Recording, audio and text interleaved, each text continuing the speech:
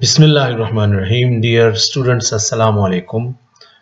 The topic of today's lecture is English translations of Quran in South Asia. And when we say South Asia, we of course primarily we mean by South Asia Pakistan and India. But before we talk about certain things, let's quickly see the lecture points. Number one, preliminaries, the basic things that should be put in our perspective so that we understand other things. And then we will talk about three translations. Number one by Pickthall, number two by Abdullah Yusuf Ali, and then Muhammad Asad. In the end, that is point number 5 in this lecture, is concluding remark. As for the preliminaries are concerned, number one is South Asia. South Asia, usually we can include Afghanistan, Pakistan, India, Sri Lanka, Bangladesh, and Singapore as well, Malaysia, and the English-speaking population of Indonesia. Here, the word South Asia, of course, is not as such strictly used as a geographical region. Rather, it is the translation of Quran into English and the activities that are observed in the areas. So we include all these areas under this title, South Asia. We see that during the last 3 centuries, from 17th and then 18th and 19th, during these 3 centuries, only 4 English translations were done by the Orientalists. If it shows something, it shows actually their interest maybe, or lack of interest, or of course they do not held this book their own religious book. But contrary to that, we have 7 English translations by Muslims in South Asia in just less than 40 years, and that is the 20th century's production.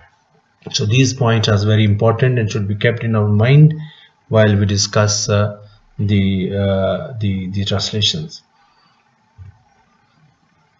The first translation that we are going to discuss here, of course we are not going to discuss all the translations in chronological order that appeared in South Asia, but we only selected 3 main translations that actually have influenced other translations. So number one is Muhammad Marmaduke Pickthall, who lived during the last quarter of 19th century and the first half of the 20th century. He was a British convert, and he converted from Christianity in 1917. He was prior to of course his interest in Islam and religious writing, he was a novelist and a journalist, and he was very much esteemed by D.H. Lawrence and H.G. Wells and E.M. Foster. These are very prominent critics of English literature. From 1919, he became Imam of the Woking Mosque in UK, where he started translation of Quran, because he felt that there is a need to translate Quran by a Muslim for the English-speaking world. So he started his translation in 1919, and however he finished this. It took at least 10 years to complete. The title of his translation of Quran is The Meaning of the Holy Quran, and it was first published in 1930. He consulted, while translating the text of Holy Quran, both European academics and traditional Islamic scholars, and he of course traveled to many countries including Egypt, and went to Al-Azhar University as well, and met many scholars there and consulted them for finalizing his translation. 115 editions have appeared of his translation. That shows of course significance, importance, and influence. His translation was revised by Arafat Al-Ashi in 1996, then James McCullough after that.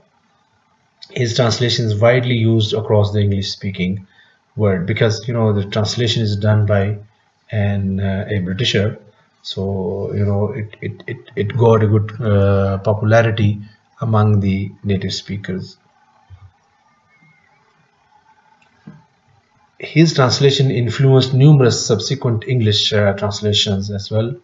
And when he was talking about the English translations or generally translations by Europeans and Orientalists, he said, and there's a quote unquote, that their translation were no better.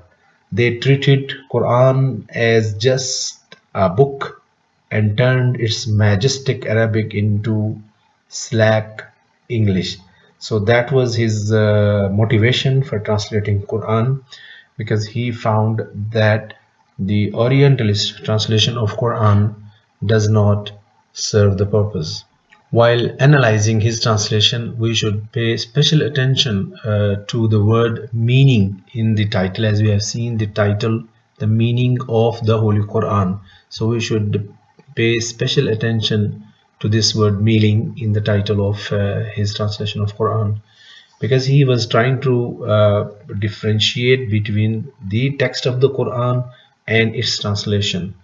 Because with the emergence of a lot of translations in the beginning of 20th century, there was a debate among the Islamic scholars and the Islamic Orthodox scholars, authorities.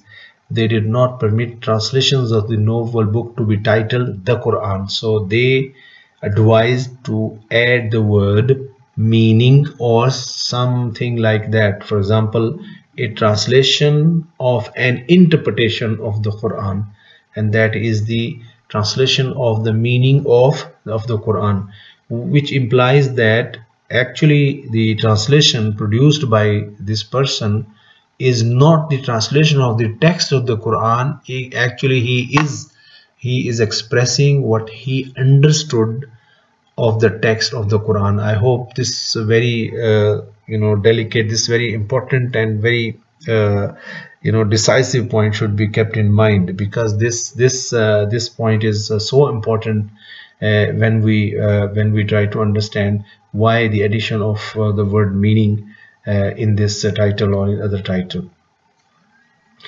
They also suggested that an interpretation of the Quran in language X, in language English or language Urdu, and so on and so forth. And this tradition still is followed, and we see that the most of the Orthodox scholars, they do not use the word translation of the Quran. They always bring this word in between, that is the translation of the meaning of the Quran.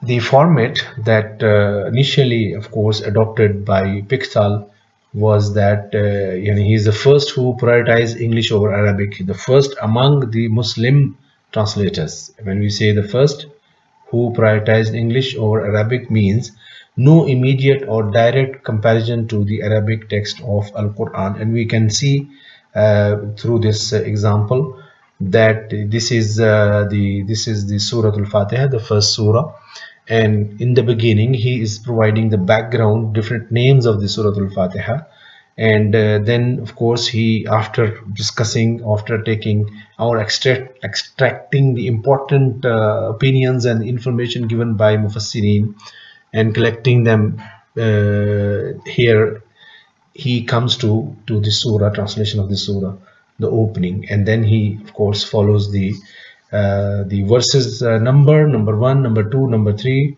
till number 7, and in the end he also gives some explanations or notes in the footnote. So he is not providing the Arabic text, or he is not giving Arabic text in front of the English text so that one can compare the translation of the original text into English.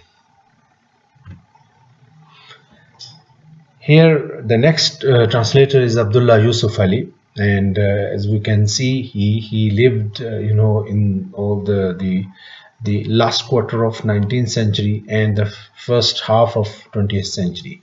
He was a British Indian barrister. He was ICS officer, Indian Civil Service officer, and a scholar. He was born in a wealthy merchant family with a Dawoodi Bohra father. Received religious education from childhood, and he favored the majority Sunni view of Islam after that. He could recite the entire Quran from his memory. That means he memorized Quran in his childhood. He learned Arabic. He spoke Arabic and English with equal fluency. He was very much fluent in both the languages. And he was one of the Indians who had internalized a sense of British superiority. It's a political information that his political views of unlike Iqbal against Iqbal, or was different from the other thinkers of his contemporary thinkers. He dedicated much of his life to working for the British Crown in official and unofficial capacities. So, but in addition to this, of course, or despite of all this, he devoted his life for the translation of Quran. Wherever he lived, wherever he went, he traveled a lot in different countries, but he kept translating Quran. He had a genuine interest in translating Quran into English. The title of his translation is The Holy Quran Text, Translation and Commentary. The Holy Quran Text, Translation and Commentary. The first edition, or in the beginning, his translation appeared in installments between 1934 and 1937. And then he published a single edition, of course, the full translation of his work, or full translation of the Quran in 1937. Third edition, you can see that the popularity just appeared in the first publication. The first edition was 1937, and then when we reach 1938, the third edition appeared in 1938. That shows that his translation got currency and popularity among the readers. More than 200 editions were published, that we can say. In other words, maybe the most popular English translation in South Asia. He also provided a running commentary, almost 6,000 footnotes, the tafsir of various verses of Quran. English literary classics dominate his commentary. That is very important aspect of his translation. And commenting on his translation, Pickthall, of course, was actually, these two were rivalries, and they had opposite views about each other. So Pickthall's comments are very interesting. He ridiculed his commentary, and he compared his commentary with the style of the chorus in Greek tragedies. The translation is careless and inexact. All these three things are Pickthall's opinion about Abdullah Yusuf Ali translation. The format that he adapted, and we can infer this format from his title as well: text, translation and commentary. So with this we can move on to the third translator, Muhammad Asad. He was an Austro-Hungarian born as Leopold Weiss. He was journalist, traveler, before, of course, embracing Islam, writer, linguist, political theorist, diplomat, and in the end he became Islamic scholar. He converted to Islam in 1926. He was conferred full citizenship by Pakistan after Pakistan's independence. That means after 1947. The title of his translation, The Message of the Quran, it was first published in 1980, and he was also expert in classical Arabic. He actually learned classical Arabic. After embracing Islam, he went to Mecca and learned there this Arabic, and actually he had very good access to the original sources.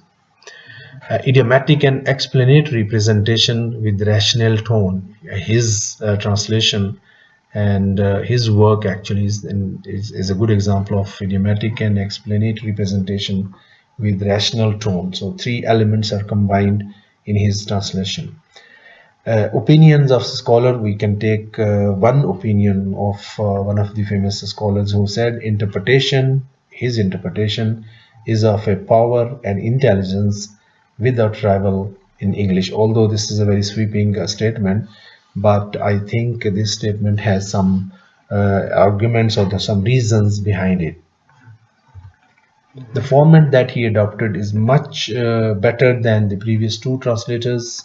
He adopted, of course, the Arabic. He provided the Arabic text and then the transliteration. This is a new addition to bring the text of the Quran closer to the non-native speakers, especially the Europeans or the English-speaking world. So he provided also the transliteration. What is transliteration? Is the writing Arabic text in Roman letters, so that those who do not know Arabic, those who cannot read the Arabic script, they can at least get the idea or at least read the text in Roman letters. So that was a very excellent addition. We Muslims here in the subcontinent, we cannot understand the importance of this addition. But when we see that if the Britishers, I mean the English-speaking people, if they want to know the pronunciation of the Arabic verses, Arabic text of the Quran, and they do not know how to read the Arabic script, this addition is very helpful for them. Then followed by translation, and in the end commentary. So we see an example of his translation is Surah Al-Fatiha at the title. On the right side is Bismillahir Rahmanir Rahim, and then the surah itself, and just beneath the surah you see the transliteration, and on the left side you see the translation with, of course, the numbering of different verses, and in footnote the commentary. So he adopted a format which actually made easy for the English speaking readers, the learners, those who want to learn the Quranic text as well and translation both. With this we have reached the concluding remarks, and we see that the spectrum of South Asian translation on one side, near Arabic, that is the Asad's methodology or approach, and dominated by English, that is of course the Pickthall's approach. By the way, we should also know that the revisions that were made in Pickthall's translation, they of course included Arabic text as well, and they put this Arabic text in front of the English translation. But originally this comparison is between the version, the first edition, or the version that was written, presented by Pickthall. So on one side we see the near Arabic translation of the Quran, and on the other side or other end of the spectrum we see the English is dominated. There's another very interesting thing that we should think about. It is syndrome of being first. So these three translators, it looked that as if they were in a competition of in a kind of proving that their translation. Everyone of course wanted to prove that his translation is the first one. So syndrome of being first is very obvious in their writing. Pickthall, for example, he says by his translation, he's talking about his translation, is the first English translation of the Quran by an Englishman who is a Muslim. So you see the tendency to prove that his translation is the first from this aspect, of course, is there. When we see Abdullah Yusuf Ali, he is also trying to he's also trying to show his, or at least prove that his work is first of its kind. So he says while talking about his translation that the rhythm, music and exalted tone of the original should be reflected in the English interpretation. So I want to make English itself an Islamic language. So a kind of first attempt toward this from this aspect. Asad, of course, talking about other translations, he said none of these translations, whether done by Muslims or non-Muslim, now he is talking about other translation, has so far brought the Quran nearer to the hearts and minds of people raised in a different religious and psychological climate, and revealed something however little of its real depth and wisdom.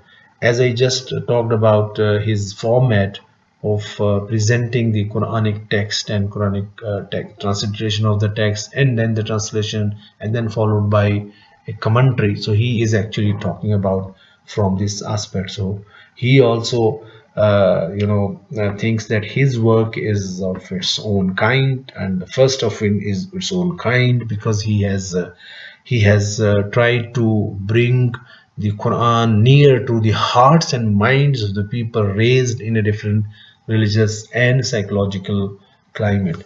So with this we end this lecture, my dear students. Take very good care of yourself, and we shall be meeting in our class with you a lot of questions, and I hope there must be a lot, because through questions we learn. So take very good care of yourself. Assalamu alaikum.